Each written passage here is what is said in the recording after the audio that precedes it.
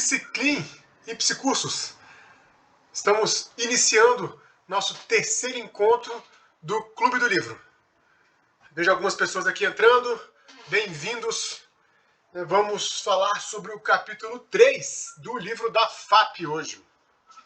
Alguns comentários aqui antes da gente começar o capítulo.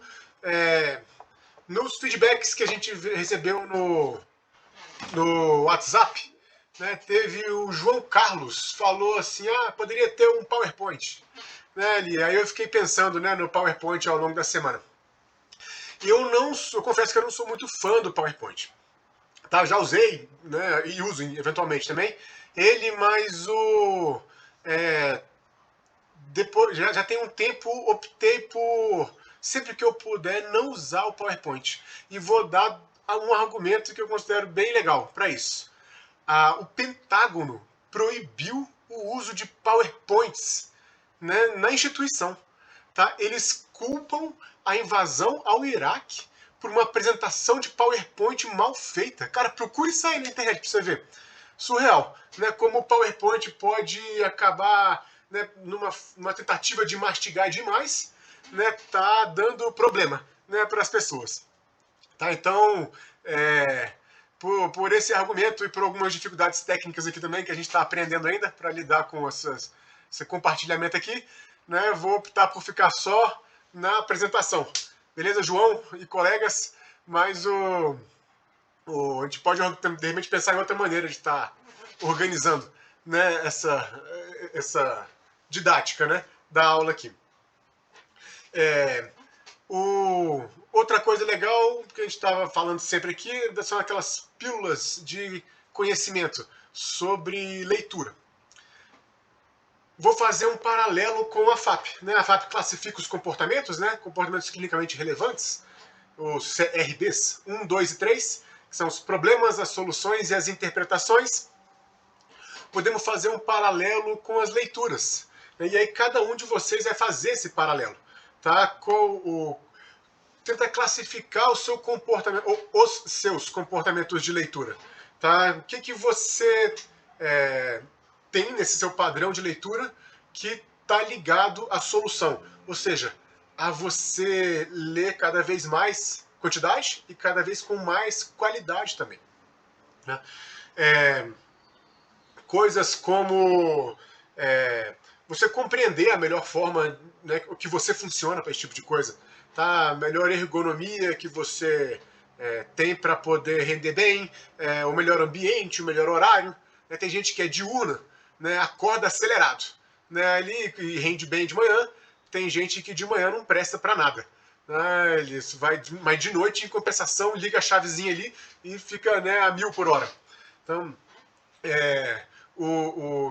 se você consegue se organizar para reservar um horário, né, para poder praticar as suas leituras, participar do Clube do Livro. É um comportamento que está ligado a essa solução, né, assim, a você ler, né, com mais afinco, né, ou com mais compromisso, né, aquelas coisas. Os comportamentos de leitura que estão relacionados aos problemas. Né, o que você tem no seu padrão, né, que pode estar dificultando você a ler bem. Né, são problemas de alfabetização. Né, de repente você precisa, né, de umas aulinhas de português, de repente, ou alguma coisa assim. Né, se você vai ler inglês, por exemplo, né, e você não domina o inglês, pode ser um problema, né, ali para você ler. Se você está usando uma mídia adequada, tá, para poder ler. Então, recebi um feedback essa semana de quem estava lendo um PDF do livro no celular. Né, e ele estava com dificuldade, né, de poder render bem. Né, cara, o celular, a telinha é muito pequena e eu não consigo, né, que eu teria muita dificuldade para estar lendo. Né, aqui. O Kindle, né, eu ainda acho que funciona para mim. Né, ele tem um tamanhozinho bem e até que a luz que ele emite é boa para ler. Dá para ler até de noite na cama, né, e não agride a vista. Mas minha mídia preferida para leitura é essa aqui mesmo, né, o livro impresso. Né, assim, eu nasci no século passado, né, então eu fui condicionado, né, com esse tipo de mídia para estar lendo. Tem gente que lê muito bem no computador. Né, abre ali na tela e fica lendo. Né, eu até consigo render, mas meu tempo útil é menor, né, no computador. A tela, né, muita luz, assim, minha vista cansa mais rápido. E aí eu tô lendo, daqui a pouco eu perco o foco.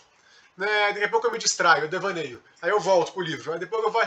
Então, né, seriam maneiras da gente pensar, né, os comportamentos de leitura relevantes. Né? Em vez dos comportamentos clinicamente relevantes, os comportamentos de leitura relevantes. Né? O que você tem que tá trabalhando ali. Tem e os comportamentos de interpretação. Né? Como é que você está aí qualificado para estar interpretando os seus próprios comportamentos de leitura? Tá? Compartilha com alguém, né, essa interpretação sua. Às vezes tem um outro ponto de vista pode ser interessante, tá? Ou não só uma terapia, por exemplo, né, ou um grupo de amigos, mas também o pedagogos, né, o pessoal dessa área, né, ali que pode estar ajudando você a estar interpretando, né, esse comportamento ali, né, de leitura. Um dos problemas que eu vejo comuns, né, para pessoas que chegam no meu consultório, relacionados à leitura, está relacionado à sensibilidade à opinião dos outros. A gente fica muito sensível à opinião dos outros. Então está lendo alguma coisa, mas fica preocupado o que o outro vai achar, se eu entendi, se eu não entendi, né, ou alguma coisa. Cara, quanto menos você se preocupar com o outro, melhor. Tá? Leitura é um comportamento egoísta. É você e o livro. A escola é a culpada por isso, né? Porque ela faz você ler e depois ela vai te avaliar, vai dar uma nota, vai criticar de alguma maneira ali. Né? Ou seja, ela vai colocar um reforçador arbitrário depois. Daí você vai acabar ficando mais sob o controle desse reforçador do que de fato, né, do conteúdo que você está lendo ali, né? E isso acaba atrapalhando o rendimento das pessoas para ler. Tá? Não espere nada de ninguém, né? Leia por você mesmo e renda o máximo que você conseguir, tá? Nesse seu desempenho. E assim, não se preocupe em ter um rendimento, né, comparado com outra pessoa, né, que tem a ver com essa sensibilidade à opinião do outro. Ah, não, fulano já leu isso, eu não consegui ler ainda. Né? Ou então eu não li todos os capítulos até hoje desse livro e alguém já leu, ou algo do tipo, né, porque isso não vai estar te ajudando, né, a focar no seu desempenho, no seu padrão e rendendo melhor. Né? Foca em você, tá? Entende melhor, né, como é que está fazendo isso. Se precisar, pede ajuda. Tá? Não só para conhecidos ali, mas para a gente no WhatsApp também. Ou procura terapia para isso. A Psiclin, por exemplo. Né? Temos aqui o pessoal qualificado para te ajudar nesse ponto. Tá?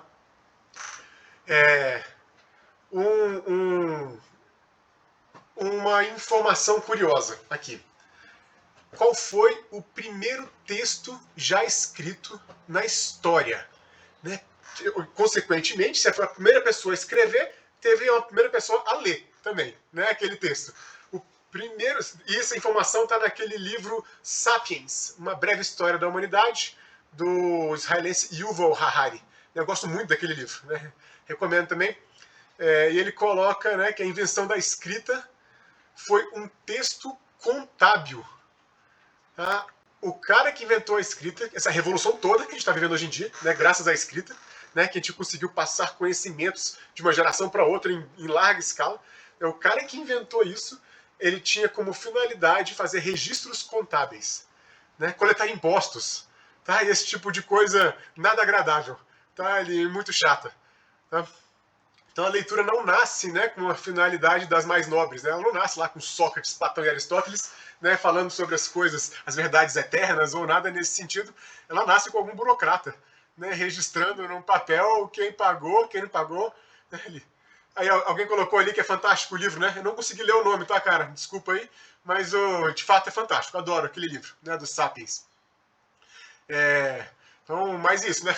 A leitura nasce com algum burocrata, né, que está escrevendo isso, e a gente está aqui agora, né, se deliciando, né, em cima dessas viagens todas, graças à nossa habilidade de ler. Então, enfim, a leitura continua, né, nos registros contábeis, eles continuam fazendo isso, o Estado faz muito isso, mas a gente tem outras fontes também de leituras, desde romances, livros técnicos, livros filosóficos, e de todos os tipos ali. Então, capítulo 3 do livro da FAP, né, quem leu todos os capítulos já está na página 75. Começamos praticamente anteontem esse clube do livro, né, e você já está na página 75. dizer, em um mês dá para ler tranquilo 100 páginas. Né? Fora outras leituras, né, que vocês estão tendo também. Tá? De faculdade, ou de cursos, ou leituras pessoais. Né? Eu sempre tenho mais de um livro, né, ao mesmo tempo, né, que eu acabo acompanhando. Quando eu tenho mais tempo e condições de me concentrar, eu pego os livros que eu tenho que levar mais a sério, como o Clube do Livro, por exemplo, que eu tenho que estar falando com vocês aqui, ou alguns livros de trabalho, de dar aula, alguma coisa assim. Quando eu tenho menos condições de me concentrar, né, assim, talvez eu tenha um compromisso que pode acontecer a qualquer momento, só estou esperando, né, uma chamada, uma ligação, uma coisa assim, né, e começar a ler um livro, né, e aí você parar no meio do parágrafo porque alguém te interrompeu e tal, você talvez tenha que voltar de novo, né, para ler. E aí, nessas situações, eu prefiro ler alguma coisa que eu tenha menos compromisso. Tá? Às vezes até um quadrinho mesmo, tá? Para poder ler e manter só a cabeça ocupada e ativa e, né, me divertir um pouco, talvez. Né? Porque aí, divertindo não tem muita preocupação. Né? Se alguém interromper, você já pode mudar de linha e atender a esse outro compromisso seu e depois voltar para a leitura, se for o caso. Né? Então, são recursos, né, para que você consiga aprender a render mais, né, na leitura, na interpretação. Né? Então, entender quais são os seus comportamentos de leitura relevantes. Acabei de inventar esse termo aí, né, baseado na FAP, tá? Dos comportamentos clinicamente relevantes.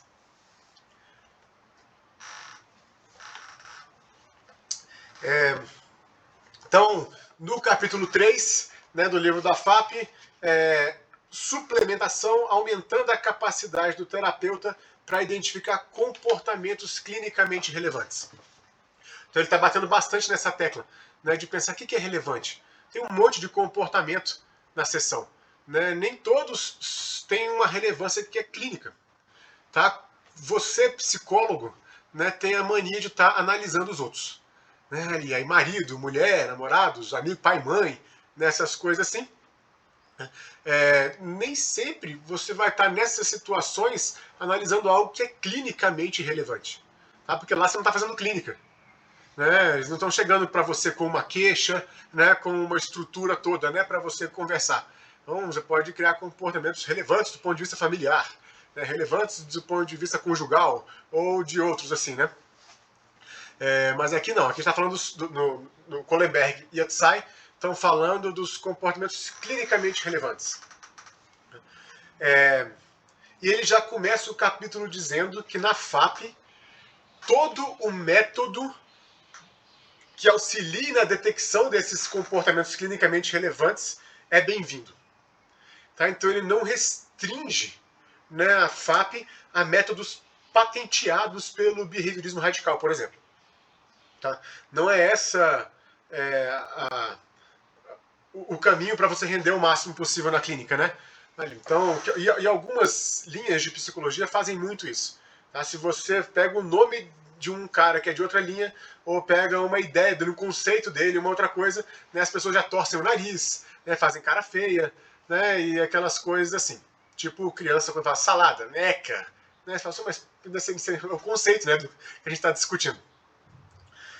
Na FAP não. Então ele abre essas portas, né, para que a gente consiga uma interlocução com outras linhas e abordagens e coisas. Né? O máximo que você vai precisar fazer é apertar a tecla SAP e traduzir para o seu behaviorês, né, o que a pessoa lá está dizendo. Tá? Mas tem métodos de todos os tipos ali para poder ajudar a eliciar o CRB. Ajudou a eliciar um CRB, 1, 2 ou 3, né? Aí você vai trabalhar em cima daquilo, né? Porque ele apareceu na relação terapêutica. Então ali você tem uma chance de poder botar uma consequência para diminuir ele de frequência, ou para aumentar ele de frequência, ou para modelar esse comportamento de alguma maneira. Então, todo método desse é bem-vindo. A gente vai se basear muito na interação com o paciente. Então, são comportamentos de comunicação com ele. Tá? Tanto o comportamento verbal como não verbal. No comportamento verbal, a FAP se apoia muito no livro Comportamento Verbal do Skinner, né? Que é um livro maravilhoso, né? Está aqui, inclusive, ele. Então, o Skinner escreveu esse livro como um desafio, né, que o... Deixa eu só pegar o nome do cara aqui de novo, que me fugiu agora. Alfred North Whitehead, né, que é um amigo do Skinner, né, e aí aquele muito amigo, né, ali que virou para o Skinner e falou, né, que o behaviorismo não conseguia entender algumas coisas, por exemplo, né, o que o behaviorismo entende quando ele coloca assim: nenhum escorpião preto está caindo nessa mesa. Né, e aí ele desafia o Skinner, né, a fazer uma análise comportamental dessa fala dele. O Skinner levou muito a sério esse desafio, foi para casa e levou 23 anos para escrever esse livro. 23, cara, quanto tempo você levou para fazer o seu TCC de faculdade? Tá ali, você não aguentava mais. Sabe, eu não aguento mais isso. Eu quero formar, eu quero desistir, acho que eu vou largar esse diploma. Sabe, aquelas coisas assim. O Skinner levou 23 anos, é grande, cara, é um livro grande. 23 anos para escrever isso aqui. Eu até chamo assim, é um livro de ressentimento. Né? Um cara que guarda um negócio por 23 anos só para jogar na cara do outro. Tá aqui, ó, minha resposta. Lê aí, são 470 páginas, né, de ressentimento, para você entender, né, o que eu estava querendo, o que o behaviorismo tem a dizer sobre isso. Tá? É um livro maravilhoso, é difícil pra caramba, um dos livros mais difíceis do Skinner. Tá? Quem não leu o livro, tá? Ou não está com condições de ler esse livro todo agora, né, por conta do tempo, ou por conta do nível que você tem de domínio do behaviorismo no momento, pelo menos aquela tabelinha que você pode achar fácil aí na internet, né, ou depois a gente disponibiliza para vocês ali. Tem uma tabelinha, né, com a topografia dos comportamentos verbais. Tá? Mando, tato, comportamento ecóico, de leitura, de escrita, de intraverbal, autocrítico. Tá? Pelo menos aquela tabelinha mantém salvo no seu celular, lá nos favoritos. Põe um coraçãozinho ali na foto. Né? Se tá na dúvida, assim, você abre o celular e já olha. Em vez de abrir o Instagram e ficar rodando os TikToks e ficar rodando aquelas coisas inúteis, olha lá a tabelinha, né? vai internalizando, né, aquela coisa. Aí tem um antecedente, tem a topografia da resposta verbal, né, e tem a consequência. Quando você dominar aquela tabela, na hora que o paciente falar com você, você já vai ter uma visão mais ampla, né, das coisas.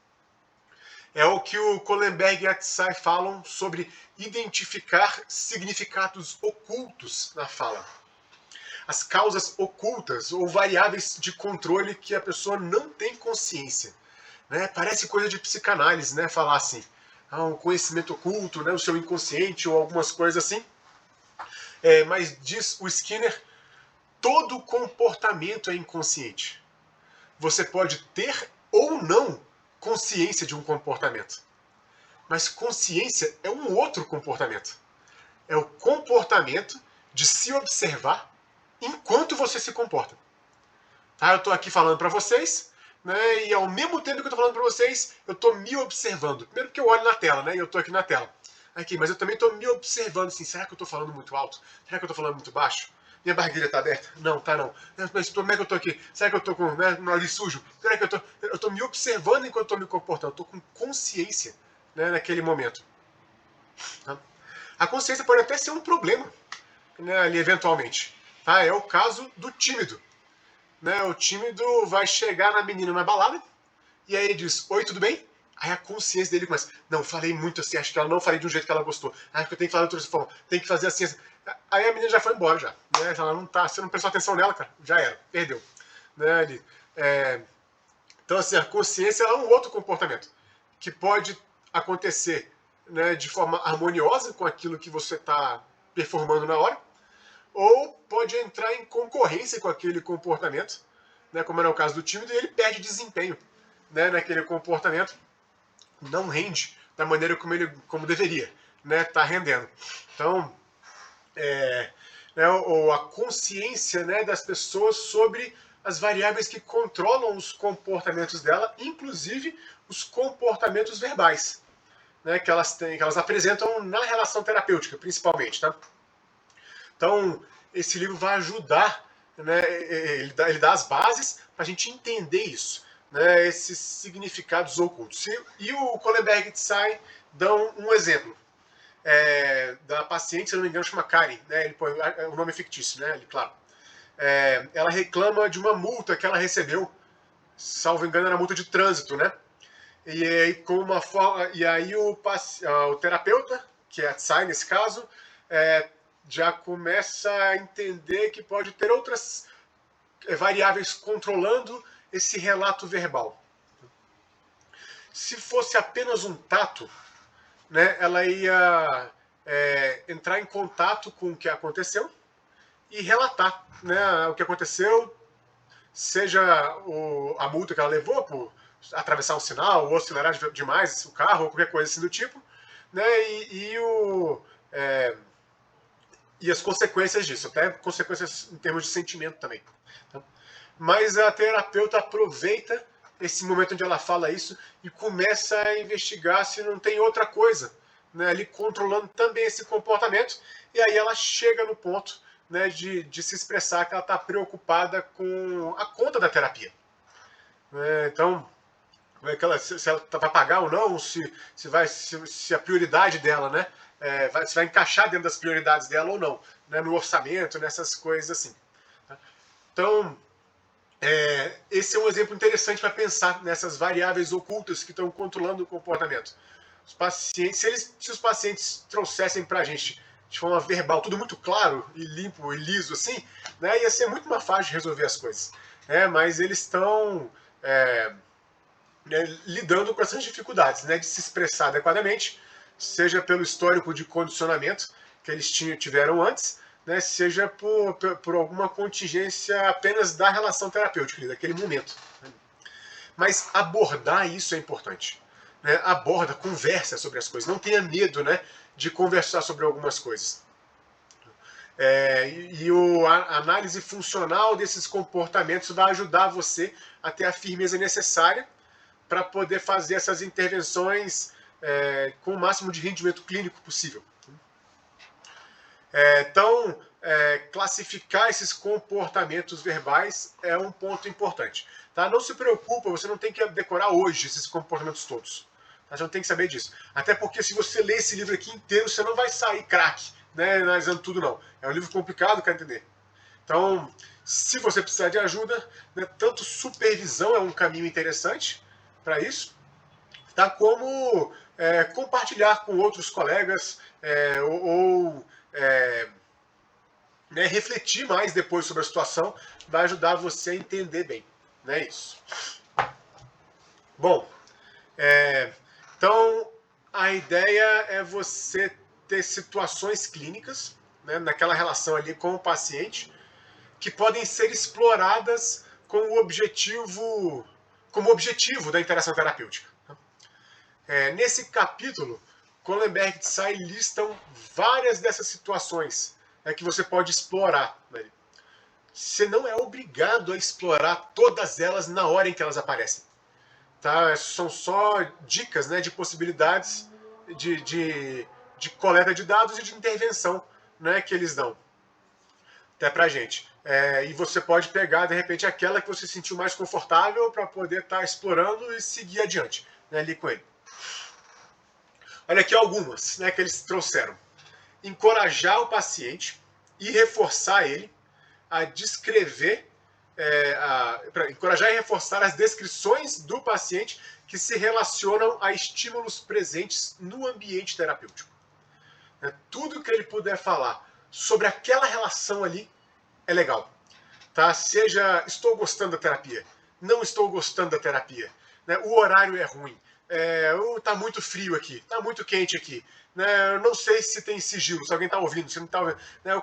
Sei lá, qualquer coisa, né, daquela relação terapêutica, né, interessante, né, de ser colocado.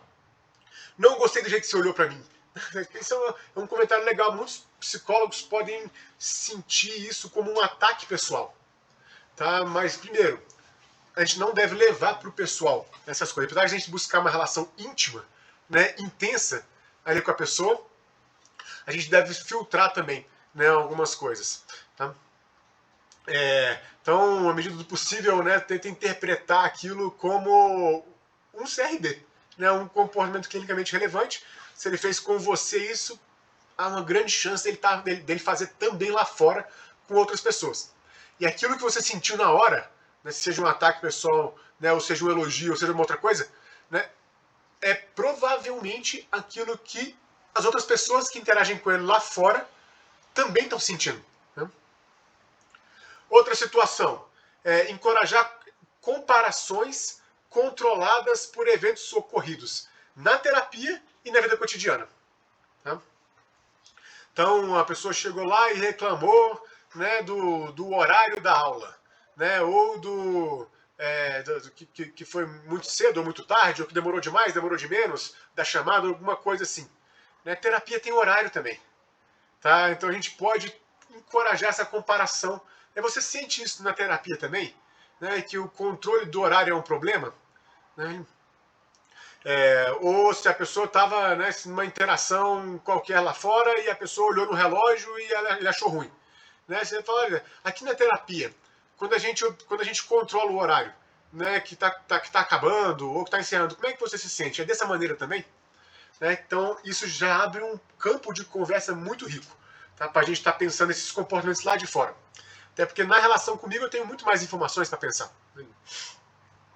Encorajar desejos, sugestões e pedidos diretos para o terapeuta. Tá? Qualquer expressão de desejo, mesmo aqueles que você, por algum motivo, não possa atender. Tá? Mas é interessante estar encorajando ele a falar sobre isso. Tá? E se você não puder atender aquele pedido e ele ficar frustrado, né, você pergunta se, quando ele fala com as pessoas lá fora, né, e as pessoas também não podem atender ele, se ele se sente dessa maneira, como ele está se sentindo aqui. Aí ele pode dizer, exatamente assim. Ou então, não, mais ou menos, né, lá é um pouco diferente. Aí você explora as diferenças. Né, busca a similaridade funcional entre os ambientes. Né, ou seja, a nossa relação, né, é baseada em comportamentos. Né, ou seja, cada comportamento tem uma função. Né. Lá fora também, ele está interagindo por meio de comportamentos. Tem função também aquele comportamento. Então, o ambiente, se ele emite o mesmo comportamento em ambientes diferentes, é porque tem uma similaridade funcional entre esses ambientes. Né? Então, já vai explorando esse tipo de coisa. Né? Lá fora, quando eles não te atenderam, né, você reagiu assim também? Como é que os outros lidaram quando você reagiu assim? Torcendo o nariz, ou virando o olho, né, ou reclamando direto, ou se isolando, né, saindo de perto, né, ou qualquer coisa do tipo assim.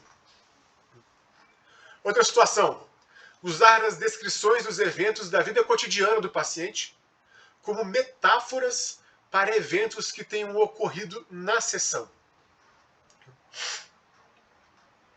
Então aconteceu alguma coisa lá fora, eu estava falando, aí eu cheguei no professor, ou no namorado, ou no crush, ou em quem quer que seja lá, e aí eu, né, falei alguma coisa, algum desejo, algum pedido, ou alguma coisa assim. Falei alguma coisa mais íntima, por exemplo. Né? Falei alguma coisa mais. Revelei alguma coisa minha. E aí, olha, você faz isso aqui na terapia também. Né? Você revela um monte de coisas para mim. Né? Foi parecido com o que acontece lá fora? Né? Como é que é? Porque eu não te conheço também. Você chega aqui, com pouco que você me conhece, você fala algumas coisas íntimas. Né? Então, aí eu vou buscar essa similaridade funcional entre ambientes. Outra situação interessante é pedir para o paciente se observar no aqui e agora. Tá nesse momento, né? Como é que você está se sentindo? Como é que você se percebe, né, nessa situação? Né? Como é que você, como é que é esse desconforto, né, de falar sobre essas coisas aqui comigo? Ou como é que é esse excesso de conforto, né, de estar falando algumas coisas aqui comigo? Né? Ele tem a ver com o nosso vínculo? Tem a ver com a audiência não punitiva? Né? Ou é um padrão seu que você faz em qualquer lugar? Né? Então, como é que o que ele tem a dizer, né, sobre esse tipo de coisa? Então, isso é uma maneira de a gente puxar CRBs, né, o 1, 2 ou 3, para ele entender melhor alguma coisa. A pessoa fica ansiosa também na terapia, tá? Quando toca em alguns assuntos, quando tem que chegar no final da sessão, ou quando tem uma série de situações, né, que ela pode deixar ela ansiosa ali. Pagamento, né, entre outras coisas assim. É, ela se apertou, né? A condição financeira era uma, de repente o cenário muda, né? E no Brasil o cenário muda com muita facilidade, né? Estamos num ano de política, né? O cenário vai mudar bastante. Então ela vai querer negociar pagamento, né? Alguma coisa nesse sentido. Então pode ser uma opção, né? Para você estar explorando. Qualquer CRB3, ou seja, qualquer comportamento de interpretação da vida da pessoa ou da relação terapêutica. Qualquer desses comportamentos é interessante pra gente. Então, a pessoa chega lá, às vezes você vê que ela está enrolando, né? Fala do tempo, aí fala às vezes do jogo de futebol, fala umas coisas assim, né? Assim, tá lá, né? Às vezes algumas pessoas têm um padrão de amaciar a carne, né? Antes de poder comer a carne, né? De fato. Na terapia também, né? Elas chegam lá e dão uma amaciada no terreno assim, antes de entrar nos assuntos hardcore, né? Que ela tem lá para entrar. Então pode ser e aí quando ela entra, né? Enfim, pode ser uma opção que você está explorando. Eles colocam ainda respostas sutis, né? Que constituem CRBs 1. Por exemplo, respostas que gerem consciência sobre controle de variáveis. Às vezes a pessoa tem, naquele exemplo do pagamento, né, que o Kohlenberg e a Tsai colocaram, às vezes ela tem consciência, né, desse comportamento, mas não consegue se expressar, não tem habilidade, né, para se expressar diretamente, né, e aí vai pelas beiradas, né, tentando chegar perto, falar alguma coisa, né, e tal. Ou às vezes ela não tem a consciência adequada. Ela pode ter, né, consciência de algumas variáveis, mas não de todas, que estão influenciando no comportamento dela. E a gente evidenciar isso para ela, discutir com ela, né, essas variáveis, enriquece muito. Quanto mais ela aprender sobre isso, mais condições ela tem de caminhar de forma autônoma, independente do terapeuta, né? Que é o objetivo, né? A gente não tem que ficar com a pessoa para sempre. A ideia é de liberar a pessoa, né? Para ela poder fazer sozinha as coisas. Então, essas são situações interessantes, né? Para a gente estar classificando os comportamentos clinicamente relevantes. Outras oportunidades de intervenção clínica, tá? Que Kohlenberg e Tsai trazem neste capítulo. A estrutura do tempo, né, da sessão. Então, as sessões, não sei se eu posso dizer default, né? Assim, o padrão da sessão é 50 minutos, mas tem local que a sessão é menos ou mais. Tá? Eu já vi gente fazendo terapia de casal com 1h30, já vi gente fazendo. E o Conselho de Psicologia permite sessões de até meia hora. Tá? Algumas clínicas fazem sessões de meia hora. Clínicas de internação, por exemplo, né? São sessões são mais frequentes ao longo da semana, mas tem uma duração menor. Ou por questões de planejamento financeiro da clínica também. Tá? Tem clínica que pode estar optando por fazer sessões menores para dar mais volume, né, de pessoas ali.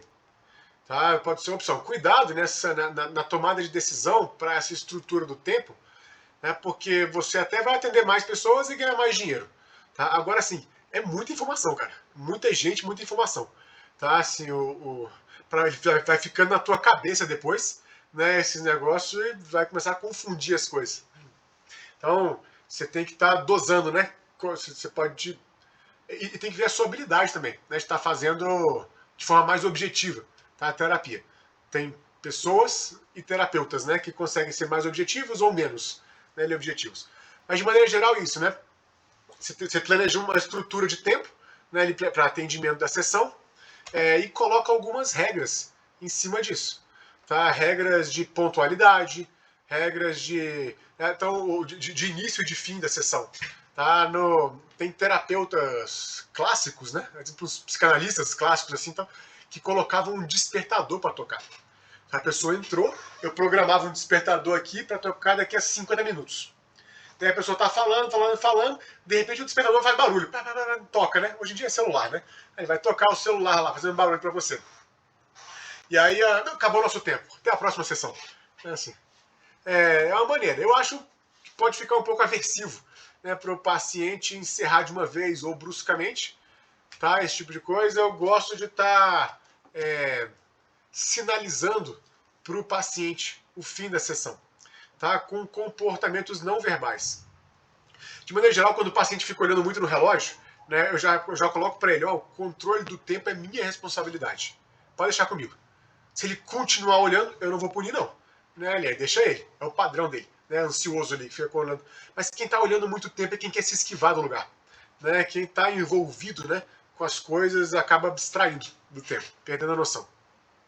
Aí chega no final, nossa, já acabou. Foi tão rápido hoje. Sinal de que foi bom. Né, quando é assim, sinal de que foi bom.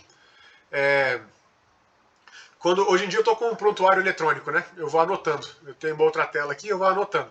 Mas quando eu estava no prontuário escrito, né, eu ficava anotando, e aí eu pegava, vai chegando assim, 5 minutos para o final da sessão, né, e eu pegava a caneta e fechava a caneta assim. E eu fazia, às vezes, caricato. Assim, eu levantava a caneta, fechava e botava de lado. Aí continuava ouvindo a pessoa. Né, ali. Aí ela falava, aí eu pegava meu caderninho, fechava e botava de lado. Falando, agora terminar. Aí eu estava sentado, né, eu projetava para frente, né, então o nosso tempo deu por hoje, nos vemos na próxima semana. Às vezes eu pontuava, hoje falamos sobre isso, isso e aquilo, foi interessante conversar sobre essas coisas. Posso passar um dever de casa, às vezes, para fechar a sessão, ou não, ou na próxima sessão, nos vemos semana que vem, na próxima sessão.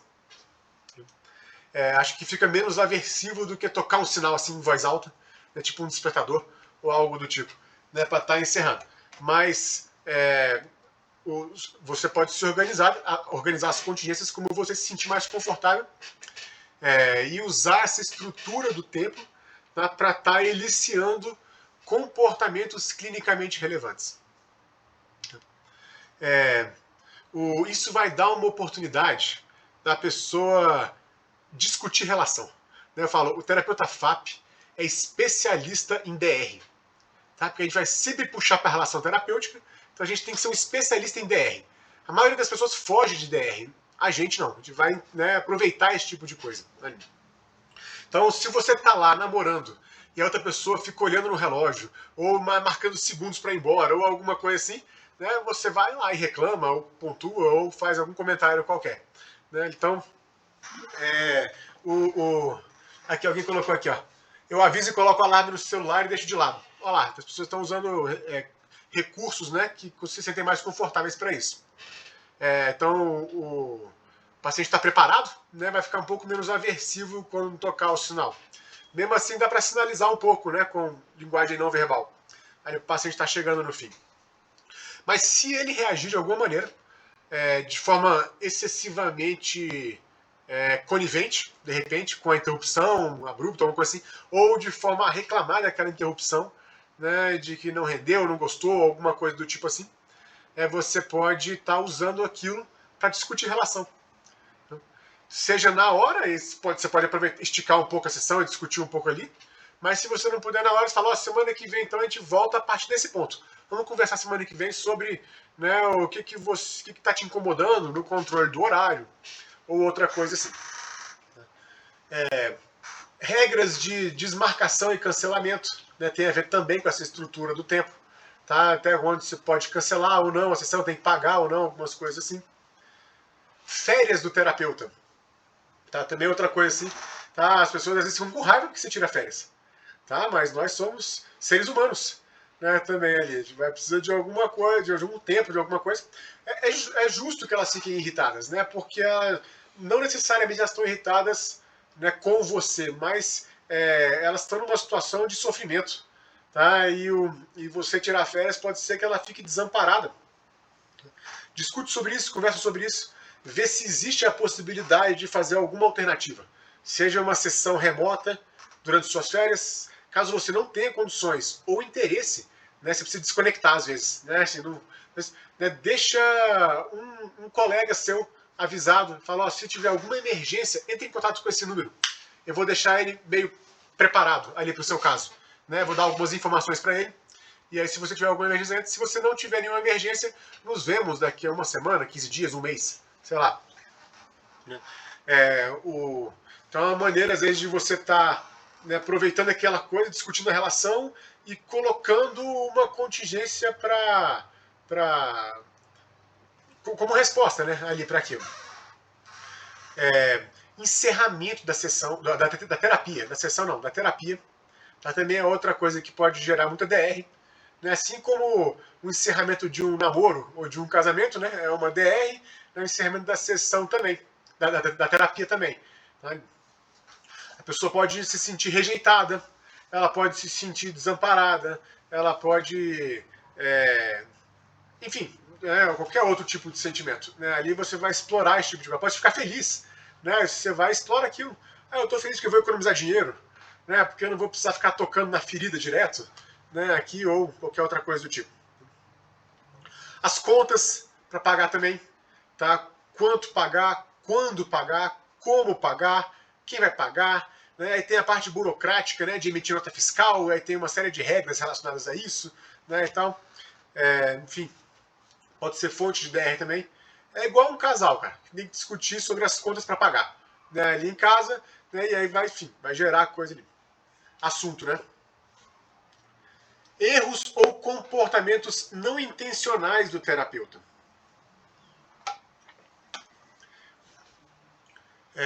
Como é que o paciente reage aos erros? Do terapeuta, provavelmente tem relação com a maneira como ela reage com erros de outras pessoas para com ela. Tá? Algumas situações o terapeuta FATA pode até organizar intencionalmente as contingências para isso. Então, eu vou chegar atrasado amanhã na sessão daquele cara.